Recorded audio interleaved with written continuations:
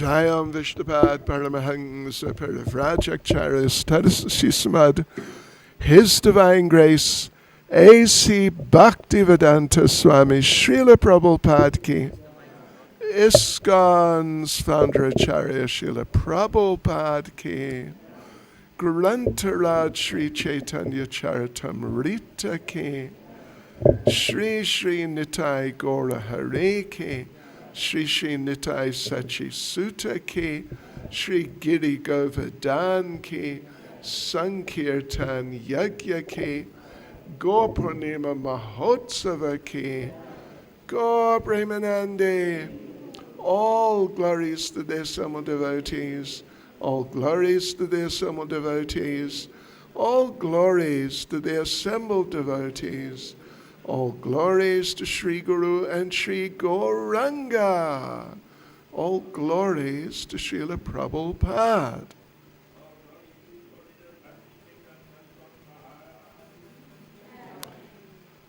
All the devotees ki jai. Devotees, how nice to be here with you again this evening as we explore further, go a little deeper into the pastimes of Lord Caitanya Mahaprabhu. Last night we focused on his actual appearance, the different events and situations surrounding his appearance. Now, this evening, we will discuss about his very first childhood pastimes. Very, very first. Okay. Jai Jai Sri Chaitanya Jai Nityananda.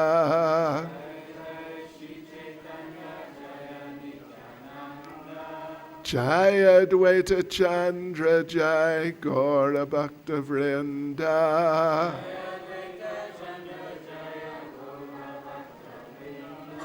Jai Jai Sri Chaitanya Jai Nityananda.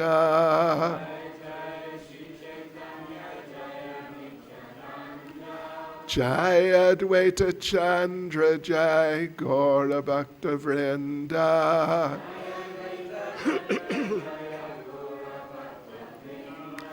Jai Jai Sri Chaitanya Jai Nityananda.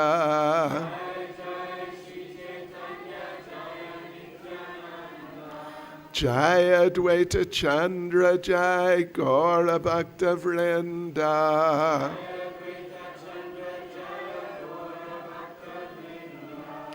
So devotees, well, first of all, some prayers.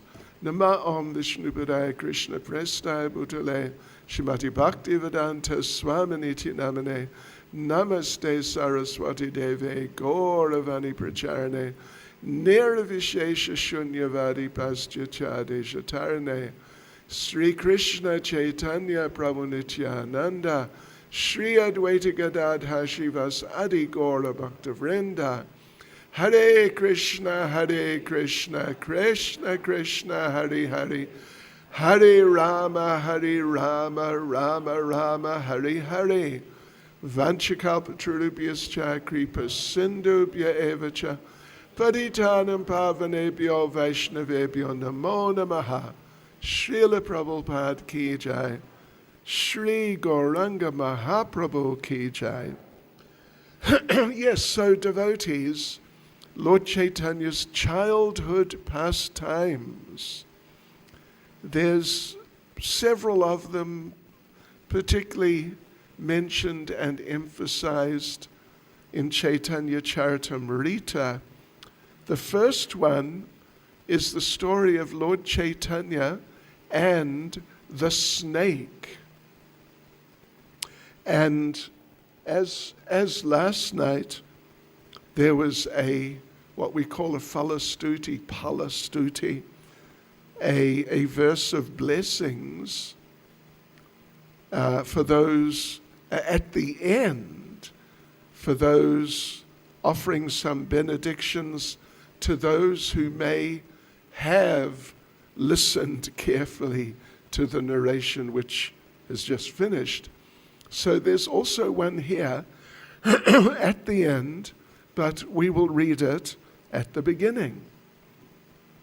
So this is Lord Caitanya and the snake, and it says, anyone who with devotion hears this pastime, which is secretly described in the Vedas, will not be harmed by the snake of repeated birth and death. Just see. Repeated birth and death is described there as being a snake. And excuse me. It really is like that. All-devouring, dangerous, deadly. So Lord Caitanya is just very small. He's just a little boy. But he has reached the crawling stage, so he's a few months. But still, really, really small. So one day, at the house of Jagannath Mishra and Mother Sachi, a whole group of the neighborhood ladies had gathered, and they were talking actually about little Nimai, little Lord Caitanya. That was really what they did. They would come around and they wouldn't just talk about this and that and what are you doing and what's happening and all these types of very ordinary things, but they would come and just talk about little Lord Caitanya. And they get so absorbed that they would just get into it together, like just really close together. And little Lord Caitanya would be some meters away and they'd lose sight of him because they're just so absorbed in exchanging their feelings of appreciation and love for him. So this one-time devotees, as they were doing that and just appreciating little Nimai in so many ways, how sweet he is, how beautiful he is, how his little teeth look like little drops of milk. That's an interesting one, isn't it? That's nice. Yeah, and all his different little features are like this, like that. And one of the ladies then looked up, and little Nimai, because Jagannath Mishra and Mother Sachi, they didn't have a big house at all. It was more than one room. It was a couple of rooms. And there was a little yard, sort of a garden type of situation with some plants and trees, just whatever happened to be growing. But a little space. There was a little space there. So there they are, they're talking about little Nimai, how sweet he is, and what he did yesterday, and what we hope he does today, when one of them looked up and saw there was a cobra just over there, just between Rukmini Priya and Gokuleshwari. There's a cobra. But, oops. Oh, Krishna. Anyway, it's very atmospheric, isn't it? Creates a mood. Anyway, we will just continue. It's okay. So not only was there a cobra there, but little Nimai was crawling over to the cobra. And he wasn't quite there, but he was really close to the cobra. And therefore, one of the ladies jumped up and ran over and just grabbed him and just ran back with him just before he reached the cobra. But as she did that, little Nimai was calling out, "No, no, nice snake. He's my friend. Oh, let me go to my friend." But as far as the ladies were concerned, they had saved his life. Yeah. So then, they are sitting outside, kind of on the veranda or whatever, just in front of the house. So, Cobra's just there, just between Rukmini Priya and Gokuleshwari. It's pretty close. So they went inside. They went inside and continued the discussion. And the lady who had grabbed little Nimai put him down and joined in the discussion. And they're all just, first of all, they're talking about, gosh, that was close. Oh, but then after some minutes, they forgot about that and some little interesting pastime, what little Nimai had done the other day. They became absorbed in that. And devotees, they did not notice little Nimai had gone out again. They're just so absorbed in talking about him. And the Lord is present when we talk about him.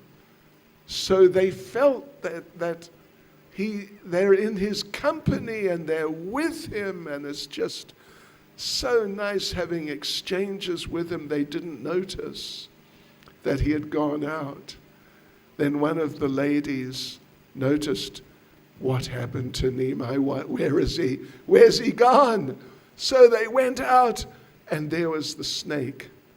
I think he'd moved over, maybe closer to Tulsi. No, but anyway, he'd moved a little. But devotees, little Nimai was with the cobra. And little Nimai was holding the cobra. So the cobra's head is here, and Nimai's holding him just in front of his face. And the ladies, what to do? It's too late. They're just praying and praying. And Nimai's holding the cobra, and he calls to the ladies, Matajis, look, nice cobra. He's my friend. Do you want me to bring him over? You can meet him. So then the cobra coiled up on the ground. It was a big cobra, like several feet long, or 3 meters or something.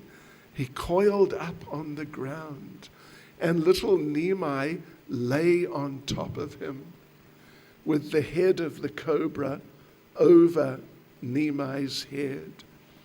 And the ladies are just beside themselves in anxiety, but still, despite that, one of them said, "Isn't that amazing? He looks like Lord Vishnu lying on Ananta Shesh." Little did they know, devotees, it was Ananta Shesh who had come to see his Lord. Yes, so Nimai lay there for a little while, then he got off, and the cobra just went his way. And Nimai came back to the ladies, and he was telling them, nice cobra, nice, friendly cobra. Next time I'll bring him over, you can meet him. So, it's amazing, isn't it? Well, actually, he got off, and the cobra sort of started moving away. And the ladies came and grabbed him again. But again, he tried to pull away. No, let me go. My friend, the cobra. But they wouldn't, and then he went. So there you go, devotees. If you listen to that carefully, then anyone who with devotion hears this pastime, which is secretly described in the Vedas, will not be harmed by the snake of repeated birth and death. Gosh, isn't that nice?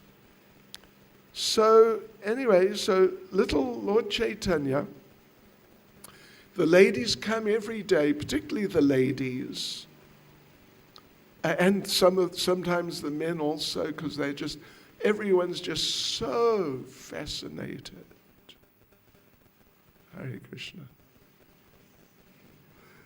Everyone's just so fascinated with baby Nimai. Then Nimai, if you remember from last night, that he appeared right in the middle of this lunar eclipse.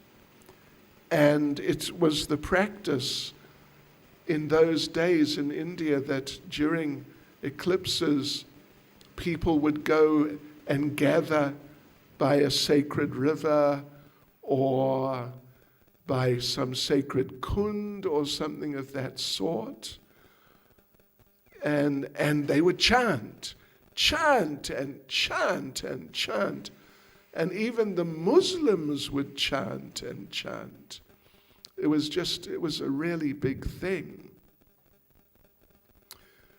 So, yes, so that was when he appeared. But then, after a little while, just after or around the time of the snake pastime, like this is really early pastimes of Lord Caitanya, little Nimai got into another related type of pastime. You know what little children are like? I think we all know what little children are like. One of the main prescribed duties of children is to cry. Yes, they just, you know what prescribed duties like, you got to do it. So Nimai sometimes he'd cry. But one day, devotees, he really, really cried and cried and cried. And he just became just overwhelmed.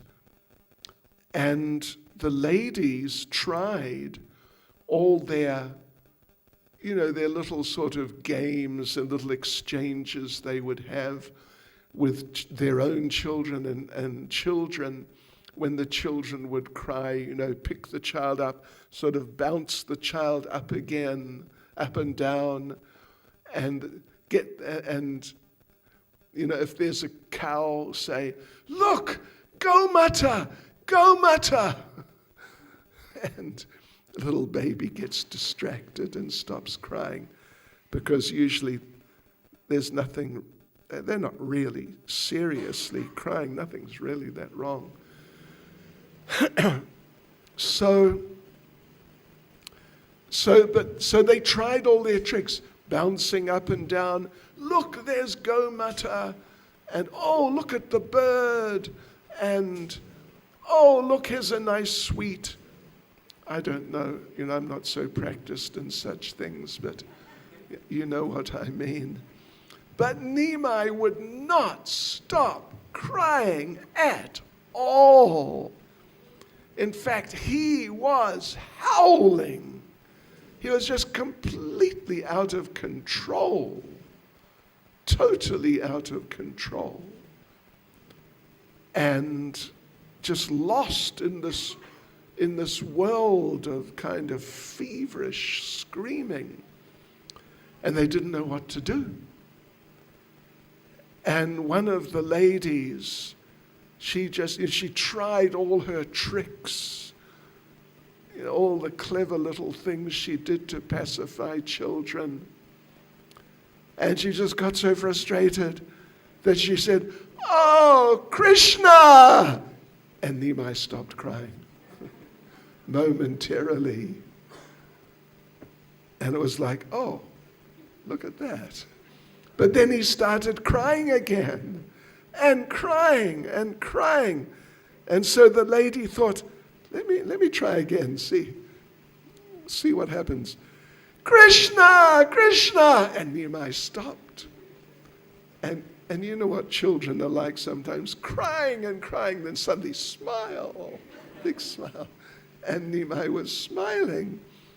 And they understood, we may be onto something here. So again, Nimai started crying. But then they all called out, "Krishna, Hare Krishna!" And he stopped and smiled. So it became the local game. Every day they'd come around, and Nimai would be there, and suddenly just start screaming and screaming. And they'd all chant, and he'd stop for a little while, and then cry again. And again, it was chanting for a minute, and he'd stop and smile. And this is just the same thing as we said in regards to his appearance during the eclipse, and everyone just happened to be chanting anyway. But what it meant, it was his arrangement, setting the scene for and introducing his mission, which is the spreading of the chanting of the holy names, and particularly the Hare Krishna Maha Mantra. Yes, so this became the thing, and every day it was like that. And every day he'd stop and then start screaming and stop. Yeah. So yes, he was again establishing his mission. One day, devotees, one day, little Nimai was playing with some of his friends, and he came inside. He came inside. And the friends went. But Mother Sachi, she decided he's been a good boy, I'll give him some sweets. So she gave him some sweets. Fused rice. Do you know what fused rice is? I'm not exactly sure. Anyway, it's some form of, like flat rice or some, special little snacky type of rice preparation. So she gave him a plate with fused rice and different sweetmeats. I'm sure there was some sandesh, being Bengal, and some burfi, of course, and some rasgulla was probably there, maybe some ras malai, maybe some son papri, maybe some chum chum. Anyway, you know what I mean.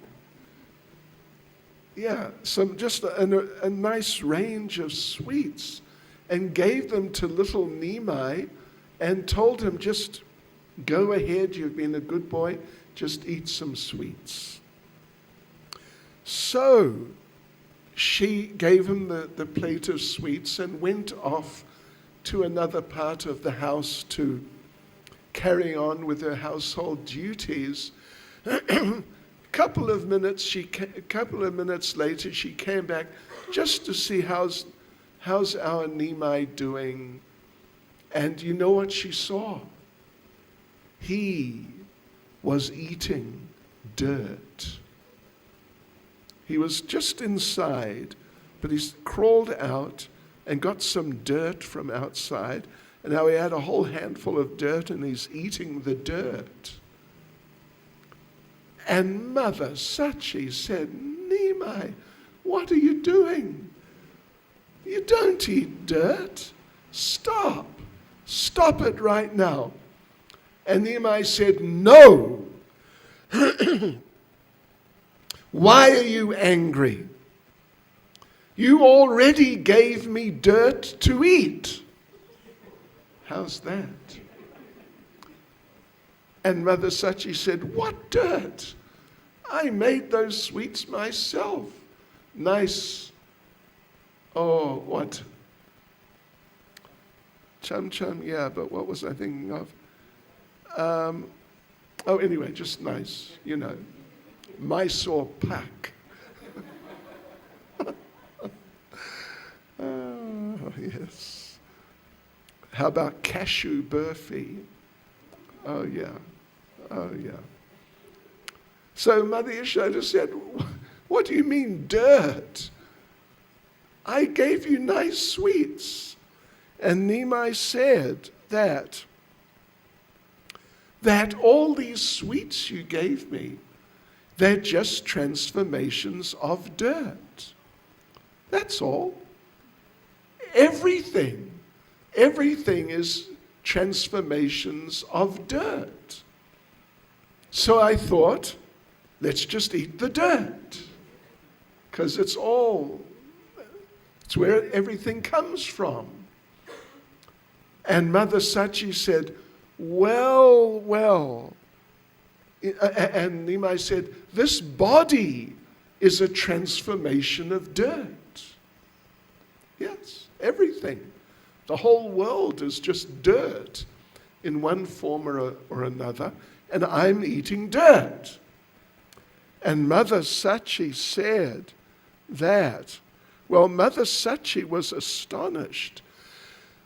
And she said, where did you get those Mayavad ideas from? She said, there's something in what you say, but the thing is, if we eat the transformed form, it's good for our health. It's very nice.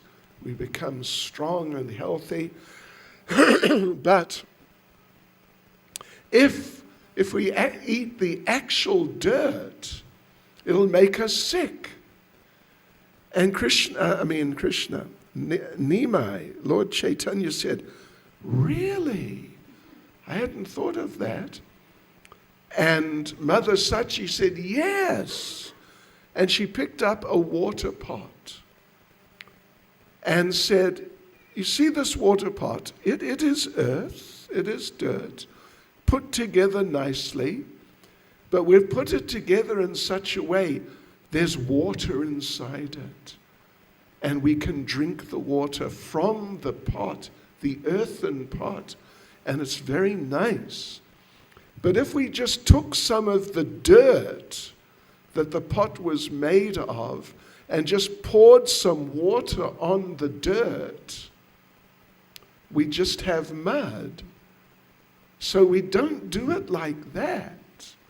There are different stages and, in the manifestation of things in this world. And Nimai said, Mataji, why did you conceal self-realization from me? Yes. Why didn't you teach me this practical philosophy in the beginning? So now I understand this philosophy. I will no longer eat dirt. Whenever I'm hungry, I shall drink your breast milk. And Mother Sachi was very happy. And little Nimai climbed on her and started drinking her breast milk. Yes.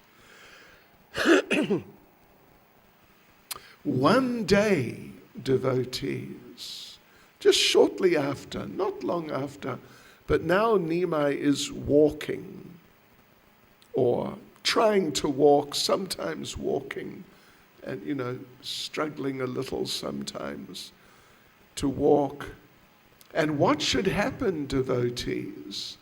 But one traveling mendicant came, and Jagannath Mishra, the father of Lord Caitanya, he was a prominent member of the Brahmin community. So when traveling mendicants would come and they wanted to stay overnight with some Brahmin family, they would often be referred to Jagannath Mishra and Mother Sachi because they had enough space to accommodate a guest. And even just an interesting little point aside, later on, quite some years later, Ishvarapuri came. Same thing, traveling mendicant, but he's Ishvarapuri. And he stayed in their house for some weeks. It may have even been some months. And he and Lord Caitanya had many discussions. And Lord Caitanya was so impressed with him, so extremely impressed. In his heart, he decided he would accept Ishvarapuri as his spiritual master, but then Ishvarapuri left. So it didn't actually happen at that time. But anyway, at this time, little Nimai is still small, and this mendicant has come and asked if he can stay. And of course, Jagannath Mishra and Mother Sachi, they're very happy to have this nice devotee, is like a sannyasi, come and stay with them for a little while. So the devotee, the mendicant, arrived in the late afternoon or even early evening. It's like maybe it's 5 or 6 o'clock, something like that. And this traveling mendicant, he would travel with a Gopal deity. And so he asked Jagannath Mishra, he told him, I've been traveling all day and I just didn't have the opportunity to cook for Gopal. So would you mind if I used your kitchen for cooking for my Gopal, and then use your altar? I could put Gopal on your altar and do the offering there. And Jagannath Mishra was very happy. Yes, of course. And he supplied different ingredients and pots and just whatever was required. And the devotee cooked. Being Bengal, take a guess, what was the first and main thing? Rice. Yes. And then some. Shak. Lal sag. Red spinach, red herbs. Very nice. Anyway, and a few things like that he cooked. Maybe some sukta. Do you like sukta? Lord Caitanya had some sukta once. It's in Caitanya Charitamrita. And, it's bitter, it's mainly bitter, sort of astringent. And Lord Caitanya was so pleased. He said, whoever has cooked this sukta will achieve love of God and go back to Godhead. Really, you can look it up. It's there in Caitanya Charitamrita. So, hint, hint, ladies. You can learn how to make sukta. I know it's not Gujarati, but it's nice. Yeah. I had some sukta just before we left Mayapur. cooked by Bengali lady in mustard oil. It was very nice. It really was. So anyway, here's the devotee now. He's cooking.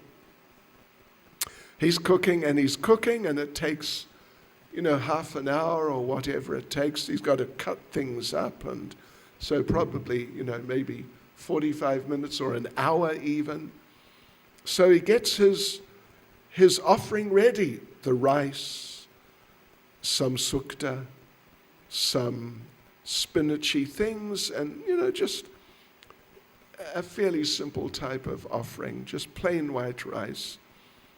And so Jagannath Mishra had given him the offering plate that they used on their altar with little cups and things for the different preparations.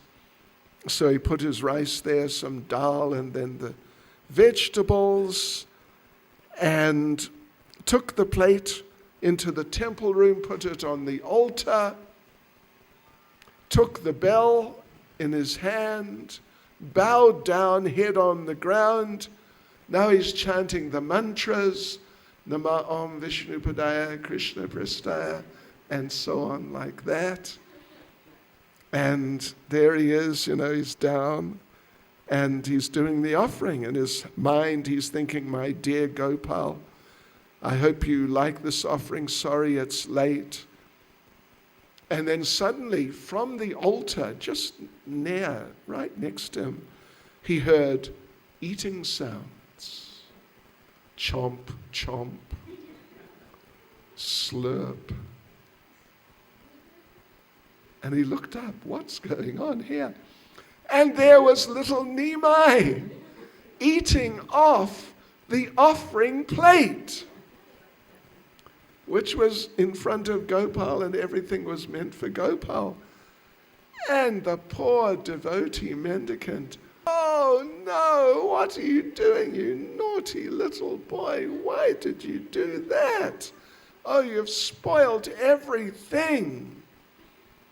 And Nimai looked at him a little indignantly and said, what? You called me, I'm eating. But the man didn't get it. And he just said, oh no, you've spoiled everything. It's contaminated. Oh, Gopal, I'm so sorry. And then Jagannath Mishra came in and chastised Nimai, just verbally chastised him, and told the mendicant, we will lock him up. He's a very cheeky little boy. We will lock him up, and you please cook again. Okay, so now the devotee's cooking again. And this time, maybe it's some khichdi this time, and some, Karela, maybe some meti. He's cooking these things. And he cooks, and again it takes he's got to cut things up and wash the rice and do this and do that. So maybe it takes 45 minutes or even an hour.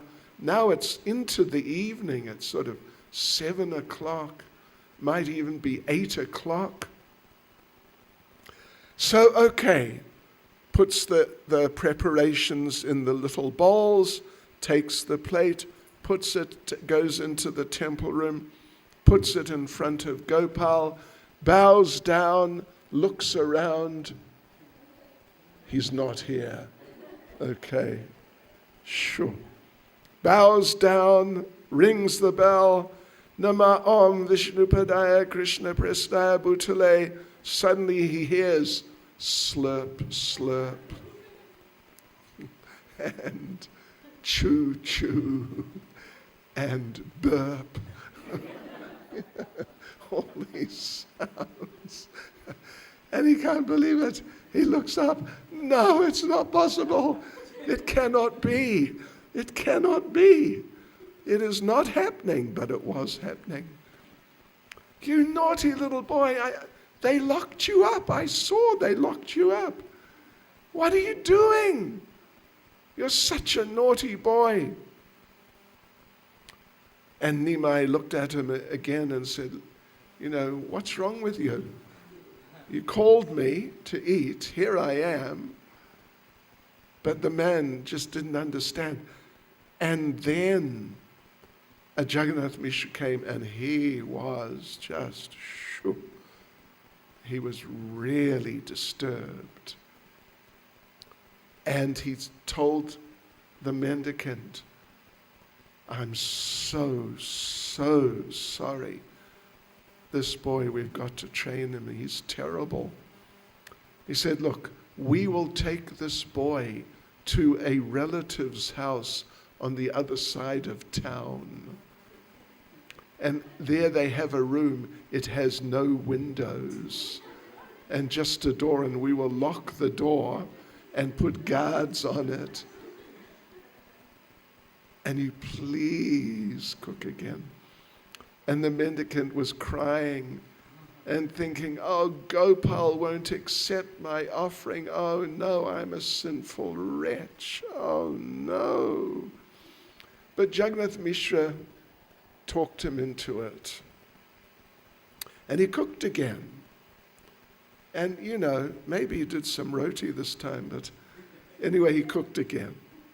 He cooked again. And now it's probably 9 o'clock. It might even be 10 o'clock. It might even be later, actually. It's getting really late. And again, there's the plate with the offering bowls in front of Gopal. And Gopal, please accept my offering. Please, please. And take the bell, bow down, ring the bell, Nama Om Vishnupadaya Krishna Prestaya. And again, eating sounds, sipping and drinking sounds, and chewing and whatever sounds. And he couldn't believe it at all. He looked up, 3rd time. It's him again. It's him again. And this time he didn't know what to do, what to say. He just looked at Nimai like, you're just far too much. I just can't deal with you. And Nimai said, listen to me, all right. Said, you cook for me. Then you come, you put the offering here on my altar. And then you call me, please come and eat, come and eat, come and eat. And I come and I start eating. And then you get angry with me. What's wrong with you? There's something wrong with you. Call me to eat and then shout at me. You can't do that. And the man didn't know what to say. He's just sitting there. And suddenly, Lord Caitanya, little Nimai, transformed himself into Gopal. Tell anybody about this. If you do, I'll destroy you. Now, the story is in Chaitanya Charitamrita. So obviously he did tell someone about it. I guess it was later or something when Lord Caitanya had left home. Something like that. Yes. Well, that's a real classic. Just a real classic. So, devotees, next story, famous story. I mean, you're probably familiar with the one I just told, and this one also, I'm sure you must be. One day, little Nimai, now he's walking. He can walk. And, he's a mischievous little boy, which is good. Yeah. And his parents are there, and as always, Some family friends are there, and they're talking about Nehemiah. And they're all there. And he went outside, not just into the yard, but into the road. There's a road outside. So he went out into the road, and he's just sort of messing around, maybe building a sandcastle or something. And, the thing is that in those days, everyone wore jewelry. Everyone, including the children. They would wear valuable gems, necklaces, earrings, bangles, anklets. They would wear things like this. Even the little children, like Nehemiah's probably about 2 or 2.5 or something like that. And wearing jewelry, gold and gems, worth, hundreds of thousands of rands. So there he is. And it's not unusual for children to be ornamented like that. So what should happen, though, is 2 thieves came by. 2 thieves came by. And they're just looking around, checking out, can we rob a person? Or is there a house where the people have gone out and, we can go in and rob the house? They're checking it out. And they saw, look at this little boy with all this gold and jewelry and everything. And he's just an innocent little child who just doesn't know what's going on in life and what things are worth. So, okay, let's kidnap him and take him back to our sort of whatever place, their criminals' hideout place. And then we'll take all the jewels and gold and everything, and then we'll be rich. But of course they understood we can't just pick him up and run, because he's a little child. He's going to scream, and that'll attract attention, and the people in the house are going to come out, and we'll be thrown in jail. So we have to do this very tactfully. So they went up to little Nehemiah and sort of knelt down next to him and spoke to him very nicely. Oh, little boy, how nice to see you. We are your uncles. Yes, we've come to build sandcastles with you, have fun with you. And so they had some exchanges like this, and they messed around with him a little bit, and he just sort of accepted them. And then they said, let's take you for a little walk. So one of them put Nehemiah on his shoulders, and the other one's there still joking and laughing, and we'll just go for a little walk. And Nehemiah said, yes, let's go for a walk. And they thought, this is going to be easy. Yeah. So off they went. And as they're going, through the streets and through the town, then they're still there joking with him and bouncing him up and down. And they're expecting that Nehemiah's going to start crying at some time, but he didn't start crying. And around the corner, and then another corner, then down some way. And then they came to the area. Of course, they knew the area where they lived. And they said, right, just around the corner is our place. They went around the corner, and they were right in front of Jagannath Mishra's house. And they thought, wow, what happened? what happened to us? They couldn't believe it at all. Somehow we took the wrong turning, but how's it possible? We know the area. Anyway, that's what must have happened. Okay, little boy, no problem. Let's go for a walk again. And off they went again, and around and down and back through the streets. And then, this is our place, around the corner. And it's Jagannath Mishra's house again for a second time. And this time Jagannath Mishra is standing in front of the house. And these criminals thought, we've had it. He's going to call the police, we're finished. We'll be locked up.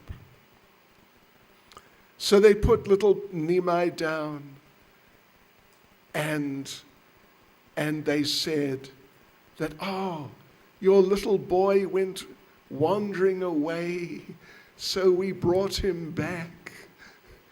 And little Nimai said, nice man, we went for a walk. And Jagannath Mishra said, thank you, you've saved my baby. We thought we'd lost him. We thought he'd been kidnapped. Thank you so much. Please come inside. We'll give you some nice prasadam. You can sit and relax. And the thieves said, it's okay, thanks. And off they went as quickly as they could. So that's the story, how Lord Caitanya bewildered the thieves. So the last story I'll tell you this evening, it's one that's not so well known. It's also, it's around the same time, slightly later. I mean, very slightly. Lord Caitanya's 2, maybe 3, maximum 3, 2.5 to 3, something like that. And devotees, it was Ekadasi.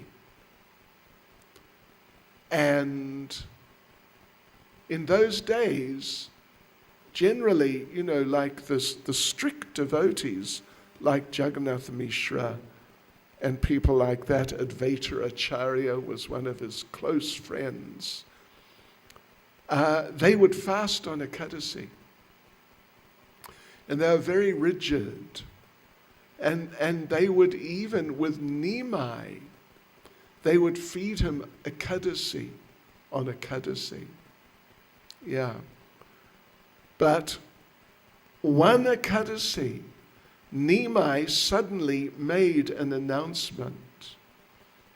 I want some of the prasadam from the great devotees Hiranya and Jagadish. And the first question was, how has he ever heard of them? They're devotees, they're Brahmins, but living on the other side of town. And Nimai said, I know they have cooked a big feast for Krishna, and I want some. I want some of the remnants. And everyone's wondering, where does he get the idea from that these people have cooked a big feast and it's Ekadasi? What's going on here? So they went around, and Nimai had a tantrum. They're telling him, listen, don't worry, we'll give you nice prasadam, it's all right, just relax. But Nimai said, no, I want prasadam from Hiranya and Jagadish, because they've made a big feast for Krishna, and I want some. So anyway, then they went over, some of them went over to Hiranya and Jagadish's place, and sure enough, they didn't know about it before, but sure enough, They had prepared a big feast for Krishna, means not Ekadasi, and many preparations. So they explained to Hiranya and Jagadish, you know, our little Nimai, of course they knew Nimai, our little Nimai somehow knows you've cooked a big offering for Krishna. And he says he wants to taste everything. Everything. So Jagadish and Hiranya were just so happy. They packed up packs of like 20 or 30 preparations.